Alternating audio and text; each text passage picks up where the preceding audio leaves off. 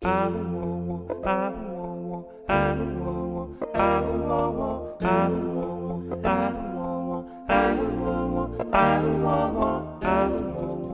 a long, bumpy road to Kalini, leaving plenty of time for me to reflect on why we were there. It had taken years for us to get this far. I had dreamed of this moment. Finally, we would be able to meet the people and see the faces of families that I would grow to love, even though we had never met. Mostly, I was here because of the children, to see their innocent faces and to be able to do something, to be able to help. Kalini is an area development program in Mozambique that my husband Don and I are a major donor for. We're partnering with World Vision to positively impact children and families who live here. The women and children who greet us have waited for hours, yet we are greeted with enthusiastic, smiling, shining faces. They sing and dance barefoot on the dusty ground. They know who we are and why we are there. We are all deeply moved by the tour of the school, an empty grass hut. How can children learn in conditions like this? There are no school supplies whatsoever, only a makeshift school bell for those close enough to hear it. We tour the new well that World Vision has built. You have no idea how I felt to have a mother say to me, "Thank you for the well. Now I don't have to worry that my children will die of waterborne diseases." That's a moment I will never forget, a defining moment in my life. That is why we are here.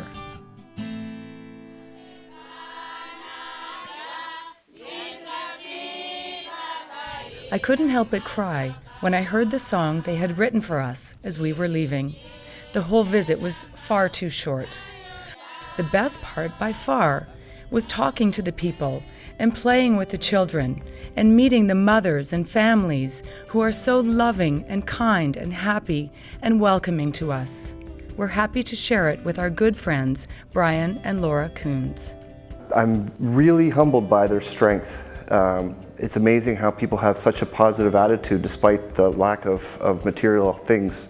I've never seen more smiles, I don't think, in such a short period of time.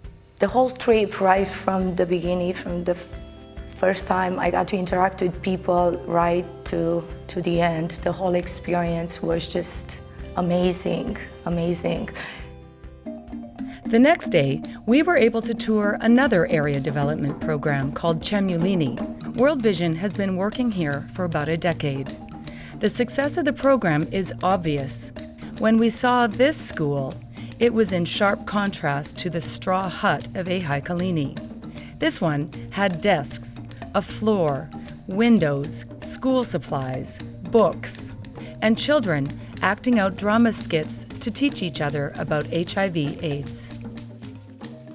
I was really touched by the little boy, the orphan who lost his parents to HIV and was also HIV positive. When we left that site, I had a little bit of a meltdown. It was a lot, and to see the little guy, you can see the pain in his eyes. I mean, I heard he lives with his grandmother.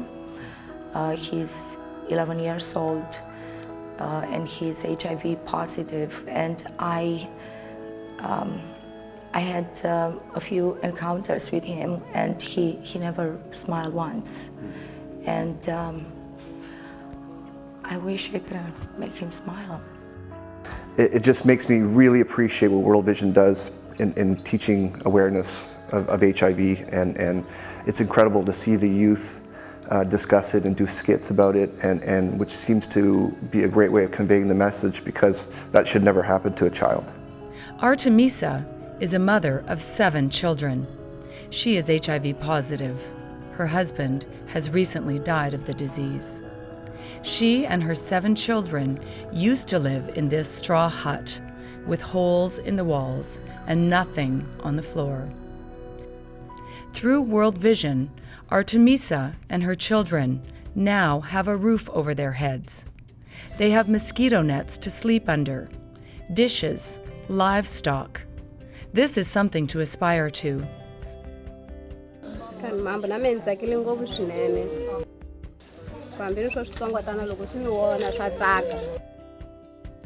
But you could tell in talking to her that it changed her from a life of despair, which would have cascaded down to a life of despair for all of her children, to a life of hope, a life of community, and you can see the joy in the children, and it really gave them a hope for a reasonable future.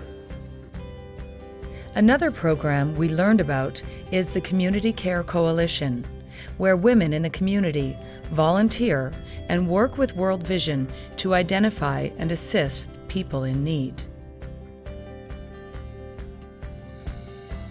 There was a fascinating initiative to give opportunity for community members to start their own businesses, to gain an understanding of finance, and to improve their lives through the basic principles of loans, interest, a social fund, using a lockbox, 3 locks, and plastic bowls.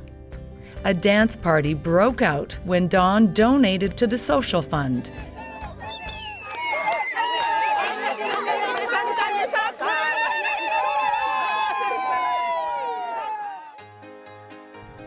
Visiting Chemuleni showed us what is possible through the love of people like you. It's inspiring to see that through our support and the careful plan that World Vision has set out, there is positive change. I'm just really impressed with the organization of the infrastructure of World Vision, to see how it really can make a difference when you empower people and give them some opportunity and education. Every moment was unique, every interaction was unique. There were just a lot of moments touch me profoundly. And you can see how you're helping communities and little children, and they're filled with so much joy and so much hope. You absolutely can't turn your back on that. When you've seen it, that's it. You just really need to open your heart and not turn your back on these kids. The small amount we can give makes such a huge difference in their lives. This experience in Mozambique has been one that I will cherish in my heart for the rest of my life. And I'm hoping, if you're watching this, that